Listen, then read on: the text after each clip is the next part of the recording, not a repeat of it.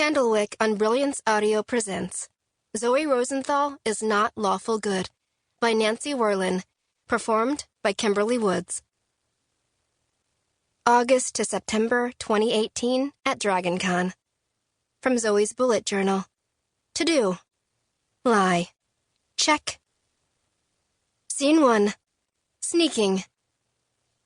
As I waited to board my Friday afternoon flight, I got a text from my boyfriend.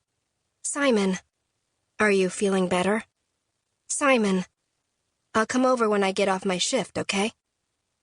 I remained as calm as Captain was when the bleeder virus, suddenly fully sentient, looked back at her from under the microscope in episode 2.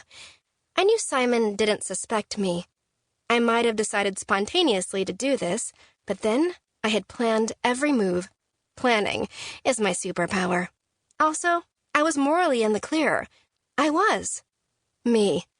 Don't come. It's only a headache. Me. I'm going to nap now anyway. Simon.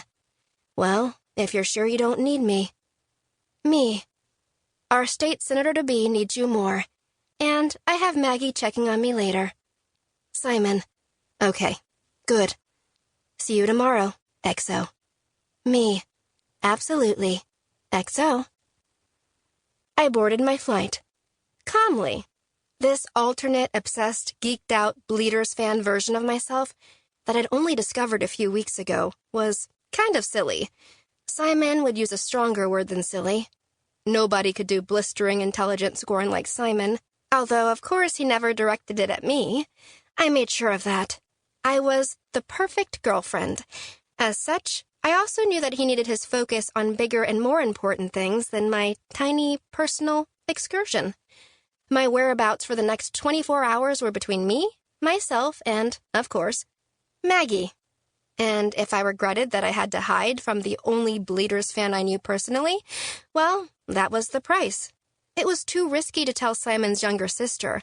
At 14, Josie had no filter between her brain and her mouth. I do not take unnecessary risks. Usually. I found my window seat and stowed my backpack. I listened to the flight attendant spiel about seat belts and exit rows, but I only breathed fully again after Simon sent a funny gif of some guy getting back to work. My parents didn't know what I was up to either, but I wasn't worried about them. I might even have told them, if I could have figured out how to instruct them never to mention it to Simon. I couldn't. But they were off on a romantic end-of-summer Montreal trip anyway. We'd agreed I'd text them only in case of emergency, which this was emphatically not.